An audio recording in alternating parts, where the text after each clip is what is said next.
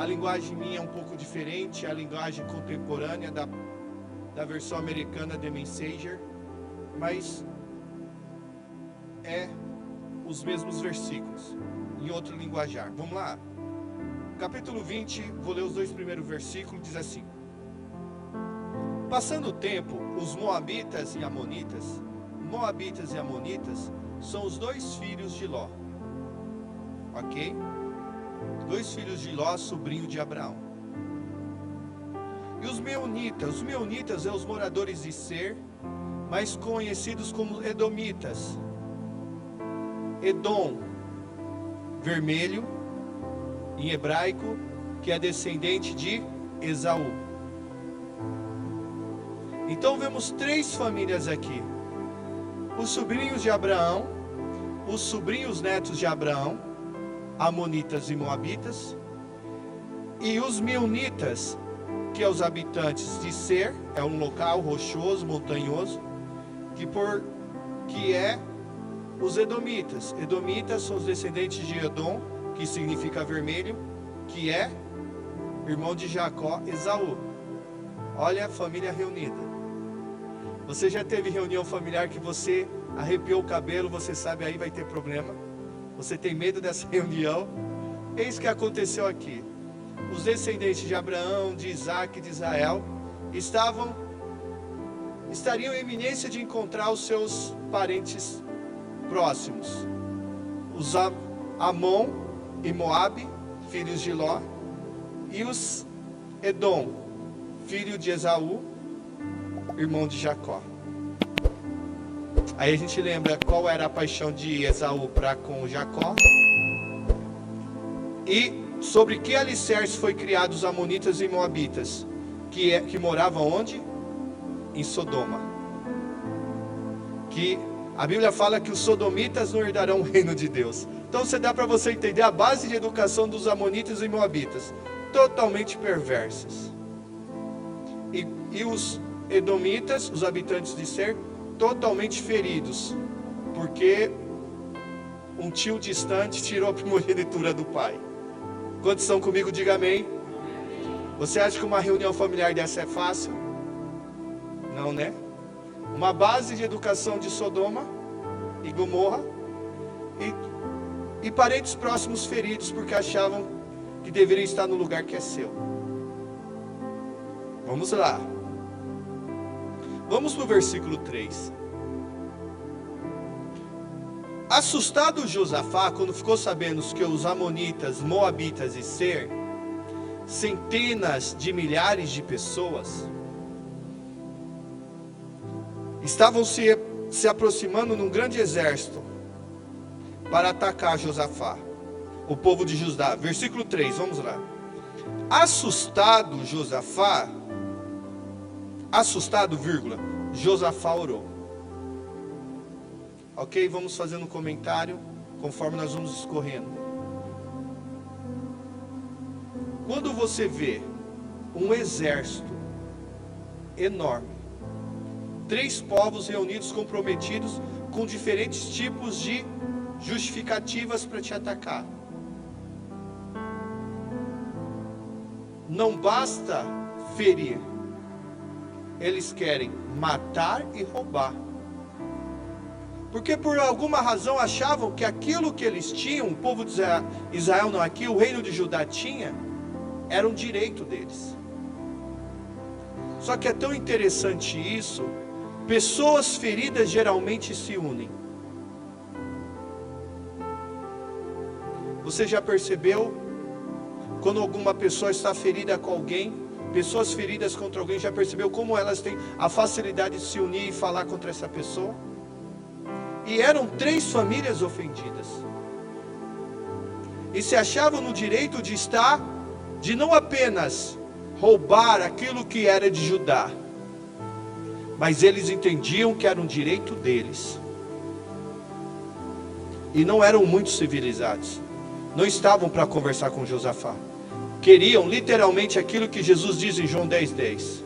Por isso que a Bíblia aborda ele como um inimigo, para roubar, matar e destruir. Esse era o propósito dos Amonitas, Moabitas e dos edomitas. Josafá vendo aquilo, a Bíblia diz que ele orou. Se o pastor, a história de Josafá é uma história de final feliz, né? Eu já vou adiantar, vou dar um spoiler, vou começar a história do fim para o início. É uma história de vitória. Mas Josafá nesse momento não sabia disso. Aí você percebe que o resultado das nossas histórias depende muito do nosso comportamento conforme a história ela vai desenrolando. Josafá, diante de um mega, não era um grande exército, mega exército, a Bíblia diz que ele orou. E se nós olharmos para as Escrituras, isso é muito bacana nós observarmos, quando os apóstolos, os 12, os discípulos, pediram uma coisa para Jesus que os ensinasse, algo que chamou a atenção de Jesus, algo que chamou a atenção na vida de Jesus. Eles não pediam como deveriam se prosperar, eles não pediram como eles poderiam ser instrumentos de cura, de libertação, porque eles entenderam qual era a fonte das coisas acontecerem na vida de Jesus. Cego enxergar, mudo falar, paralítico andar, morto ressuscitar. Tem uma dívida de imposto, vai lá, lança. O primeiro peixe que você pegar vai ter um denário, vai pagar o meu e o seu imposto. Quantos gostariam de pegar peixe para pagar imposto? Diga amém. Pedro não pediu para Jesus ensinar para pescar novos peixes com dinheiro, mas havia algo que havia em Jesus que eles gostariam de aprender. Jesus nos ensina a orar,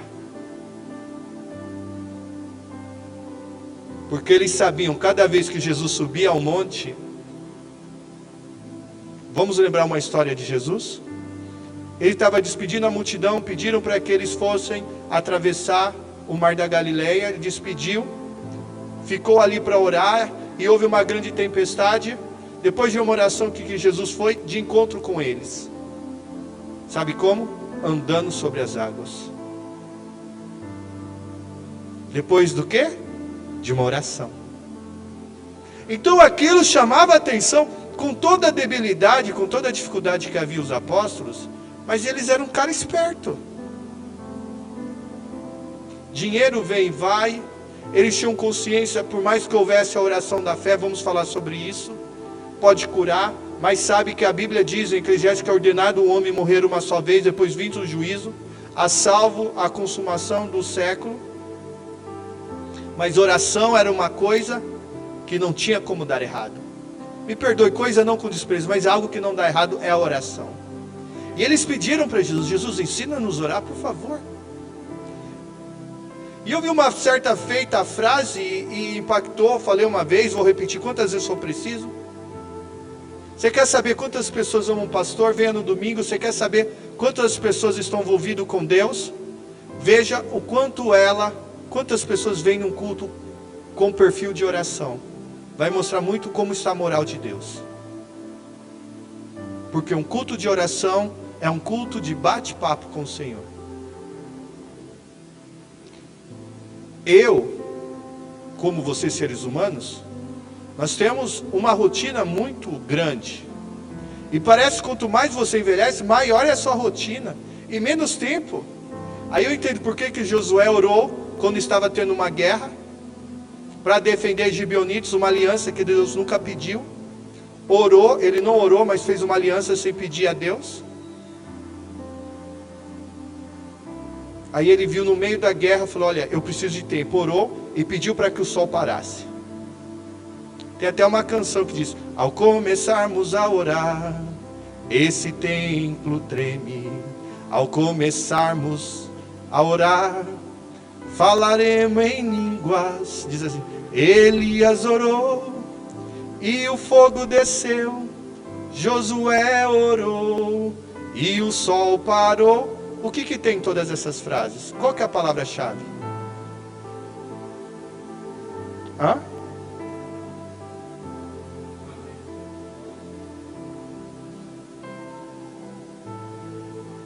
A oração já diz qual vai ser o resultado da sua jornada.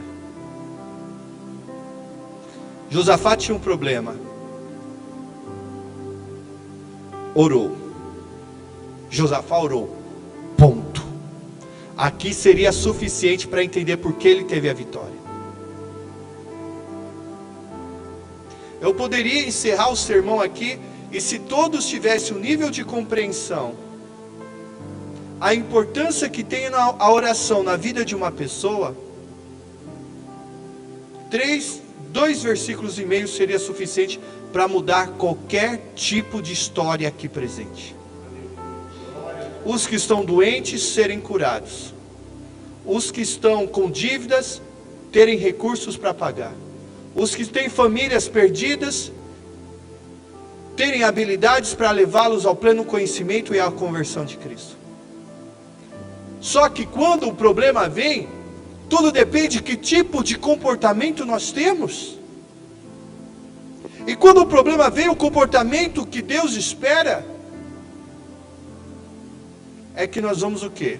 Falar. Por exemplo, eu me lembro muito bem, no meu trabalho, quando eu tinha uma dificuldade, e era intransponível para mim, dentro da minha função, eu ia falar com o meu chefe. Fala, eu tenho um problema e não consigo resolver. Eu vou passar para você, porque eu acho que você tem condição para isso. Eu acredito em você. É esse que é o grande X. Quando nós temos problemas, em vez de darmos vazão ao pavor, deveríamos dar vazão à fé. Mas só que por outro lado, em Romanos 10:17 nos fala que a fé, ela é resultado do ouvir. E ouvir a palavra de Deus. Em Gálatas capítulo 5, versículo 23, 24, fala que a fé, a palavra original é pistes, que a fé é a convicção que aquilo é verdade, e nada é mais forte do que aquela verdade, nada pode mudar aquela realidade, aquela verdade. Fala que é o fruto do Espírito.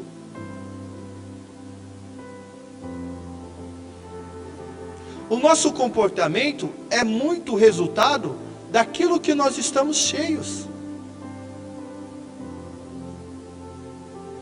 Eu lembro uma vez,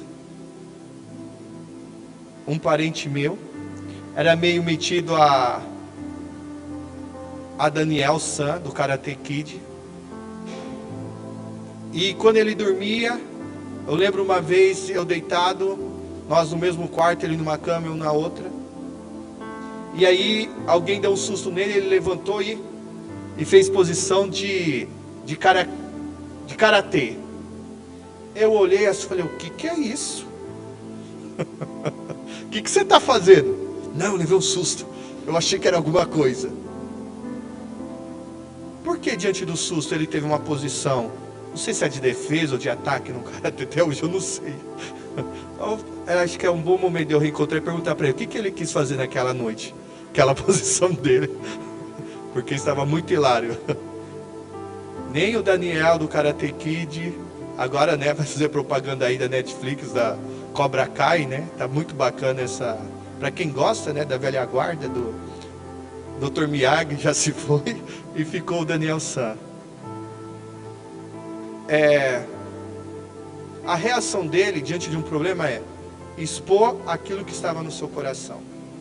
A ação dele é reflexo dele, do que estava cheio o seu coração. Aí o que me arremete, o Espírito me traz aquilo que Davi disse.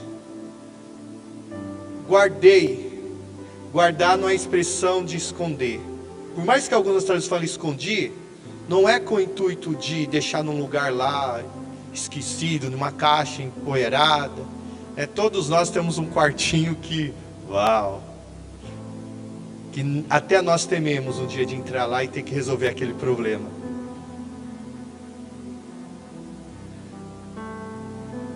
Mas a ideia do salmista é você guardar algo que você tem valor. A tua palavra tem valor. Eu guardei, eu escondi num lugar especial, para que eu não pecasse. Pecasse é errasse, ou seja, eu tivesse uma conduta diferente daquilo que o Senhor espera.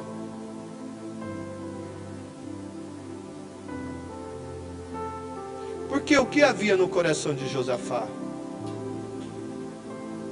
Depois você lê todo o capítulo 20, é maravilhoso.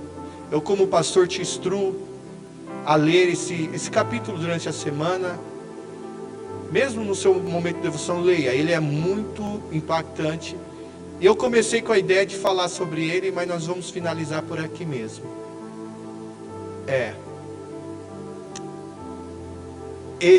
O seu coração estava cheio da palavra do Senhor.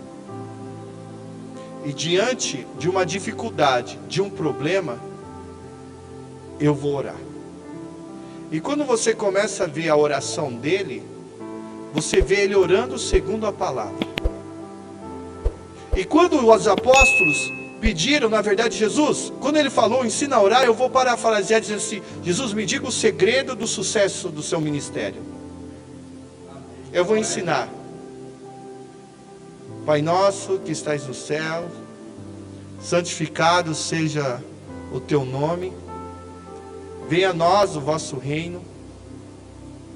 Seja feita a tua vontade, assim na terra como ela é no céu. O pão nosso de cada dia nos dai hoje. Perdoa as nossas ofensas, assim como eu perdoo quem tem me ofendido. Por favor, não me deixe cair na tentação do diabo, mas livra-me do mal, porque teu é o reino, o poder e a glória para... Amém. Assim seja a verdade. E é tão interessante quando nós vemos isso impactando na vida dos apóstolos. A Bíblia diz, mais de 500 viram a ressurreição de Jesus. Foram testemunhas da ressurreição. Mas quando foi a busca pela promessa de João 14:26 do Espírito, só haviam aproximadamente 120 pessoas. 380 viram Jesus ressurreto. Quantos estavam orando? Tinha 500. Vamos por cima até. Tinha 500 laranjas. Comi 120. Ficaram quantas laranjas? Ficou 280. 280. 380. Opa. Vamos subir 100. Aí, ó. Isso porque lecionei bons anos de matemática. 380, diz que na casa de ferreiro espeto é de pau, né? Ainda bem que Deus é gracioso. Por isso que é bom você pregar pelo Espírito Santo. Falo, não, peraí. O cálculo está errado, meu filho. Está vendo? Até em cálculo matemático o Espírito nos ensina. Tem algum sermão que não está fechado. É a matemática. 380 viram todas as coisas, mas somente 120 estavam comprometidos com a oração. E quem ficou marcado da história? 120 pessoas. Vamos lembrar sobre Atos dos Apóstolos. A Bíblia nos fala que Herodes matou o irmão de João, o apóstolo Jesus, Tiago. A Bíblia fala assim: e Herodes achou bacana, porque gerou satisfação e prazer no coração dos judeus ter matado Tiago. Aí ele falou: vamos atrás de Petros. Ah, Jesus. Vamos atrás de Cefas. Porque a galera gostava de uma carnificina terrível. E hoje não está muito diferente. Não, antigamente era terrível. Rapaz, liga em canais aí onde tem luta, vê se não é uma coisa bem estranha. Se é comportamento normal de dois seres humanos se gladiar. Eu fico imaginando. É rinha, né? Rinha de galo é crime. Por que não é crime? dos seres humanos se gladiar. Acho que é um bom momento para se pensar, né? É o que eu sempre coloco no meu status. Esse eu vou deixar com você para pensar sobre isso. Aí Pedro, a Bíblia diz em Atos, teve um comportamento diferente de Tiago. Não houve qualquer menção de oração para o livramento de Tiago. Em Pedro, pelo contrário, fala que a igreja se dedicou à oração. Aí todos, vamos lembrar um pouquinho da história? Veio um anjo. Pedro estava acorrentado entre soldados, estava debaixo de grandes grilhões, de cadeias. Cadeias eu falo fechado. Aí, Pedro, vamos lá? Vamos lá, Pedro. Ele achou que fosse uma visão e estava meio sonolento. Não, Pedro, vamos lá, vamos andar. Ele ainda estava achando que estava debaixo de uma visão. Ele foi, abriu-se as cadeias, abriu-se as correntes, saiu. E para onde Pedro foi? Aonde a igreja estava orando. Aí ele bateu na porta. Aí uma moça foi abrir. Aí a Bíblia fala que ficou tão empolgado, esqueceu de abrir a porta para Pedro entrar na congregação. Voltou falando para o pessoal: Pedro. Falou: não, menina, peraí. Talvez é o seu anjo.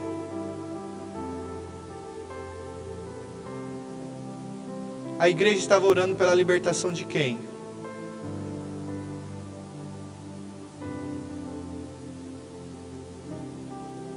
Diga: Pedro. Quem eles achavam que estava lá? Um anjo. Aí Pedro. Imagina o Pedro, todo mundo sabe a natureza dele, sanguíneo. Pessoal, acabei de sair da cadeia, acho que não é um bom motivo ficar na rua.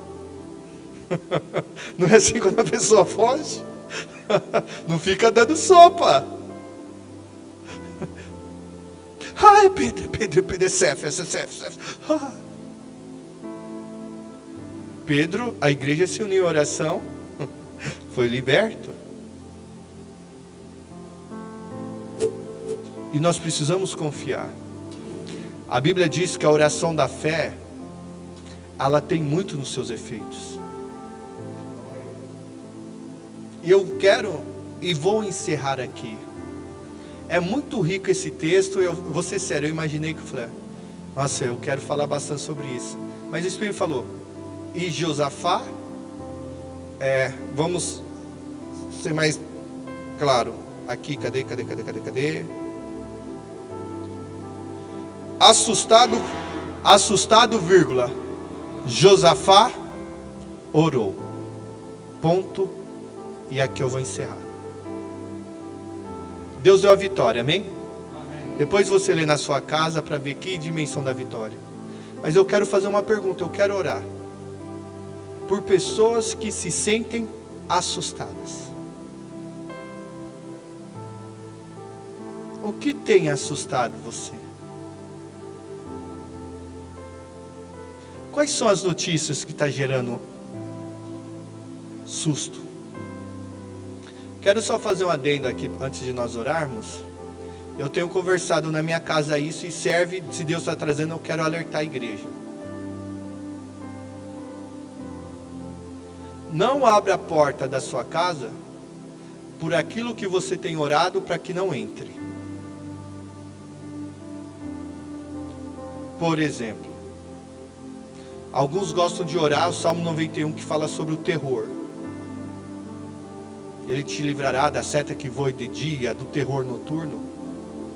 Se você está orando para que o terror não entre na sua casa, por que tem abrido o seu celular ou a sua televisão para o terror? Quantos estão comigo? Diga amém.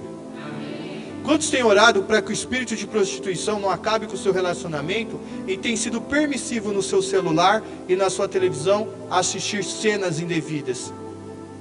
Talvez não seja explícito, mas incita, faz insinuações, mensagens ocultas sobre prostituição. Se o Senhor nosso Deus diz que Nós devemos somente adorá-lo de todo o coração, de toda a alma e todo o entendimento, porque nós abrimos nossas portas e permitimos tratarmos como heróis outras divindades.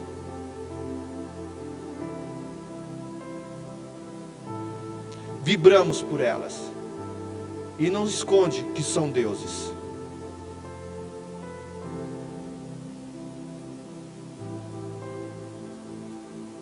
E finalizo aqui.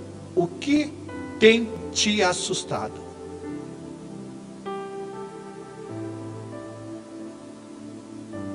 O que tem te gerado pavor?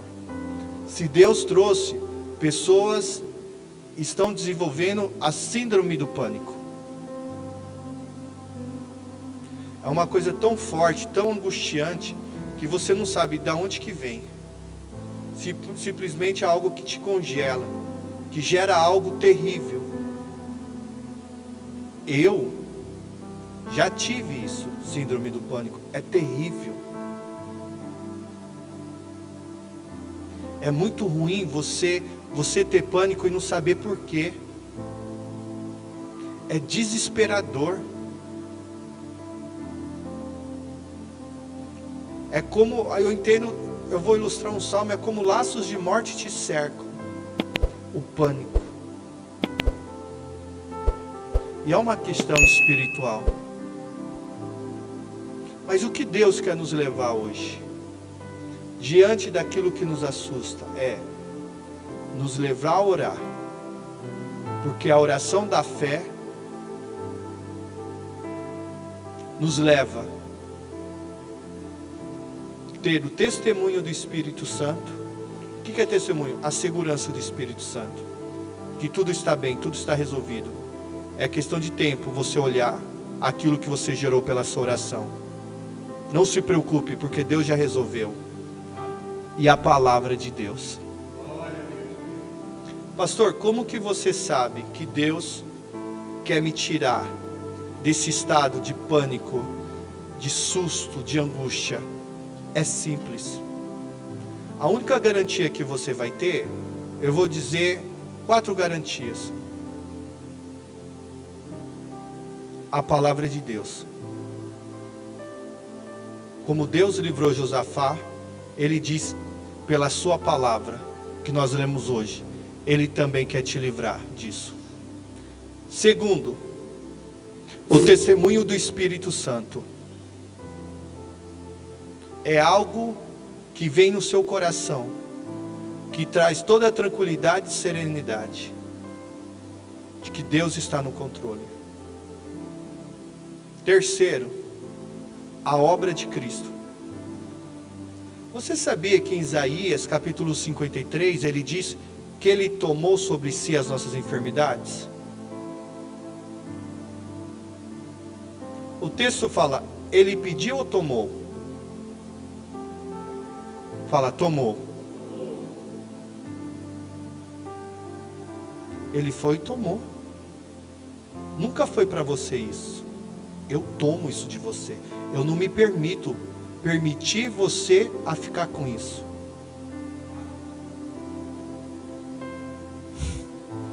Tomou. Quantos podem dizer amém? Amém? Diga, Jesus, continue tomando. Isso não me permite. Isso não me domina.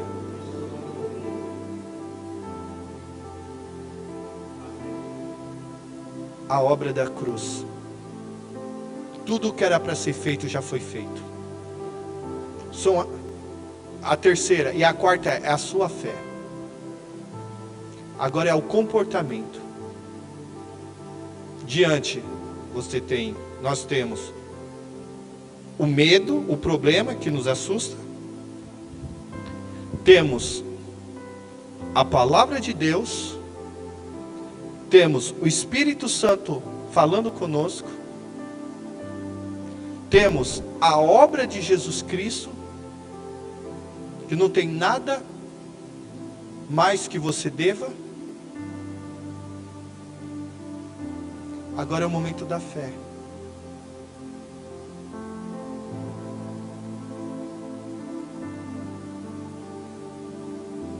Que lado você vai escolher?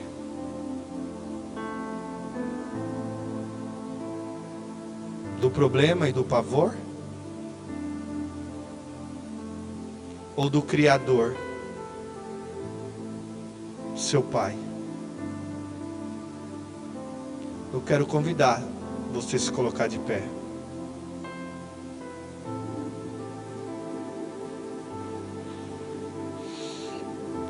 Como ministro do Senhor, é a palavra do Espírito. Digo como João ousou e eu ouso dizer pelo mesmo Espírito. Assim diz o Espírito à igreja.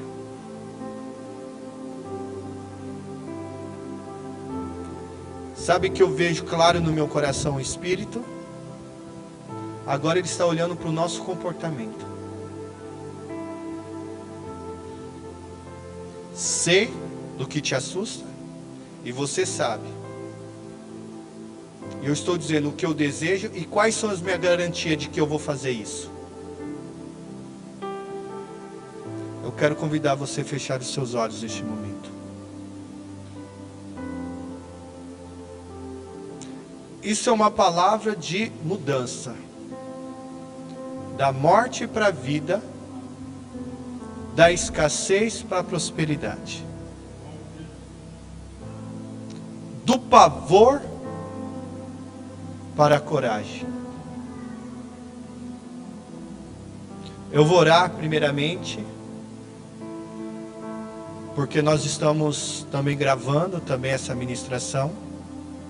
E depois vamos retomar ao púlpito, ao culto também. Senhor, obrigado pela Tua palavra. Tua palavra, Senhor, não apenas nos traz o conhecimento, mas nos traz uma verdade. E acompanhado com essa verdade, vem a libertação que nós precisamos. Espírito do Senhor, assim como o Senhor se revelou a Josafá, após a sua oração, a sua confissão de fé pela palavra, eu lhe peço, esteja movendo ao meu coração, o coração da tua noiva, e daqueles irmãos que estão nos acompanhando por este canal. Eu lhe peço de tal forma, Senhor Espírito, tua palavra diz, aonde o Espírito do Senhor, aonde o Espírito é o Senhor, aí há liberdade.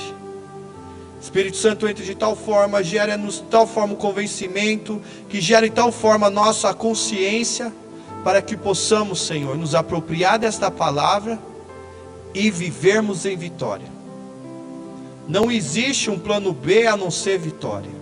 Não existe outro resultado nessa guerra a não ser vitória. Se é isso, e é isso que eu tomo posse, todos que estão orando comigo, em nome de Jesus. Amém. Graças a Deus.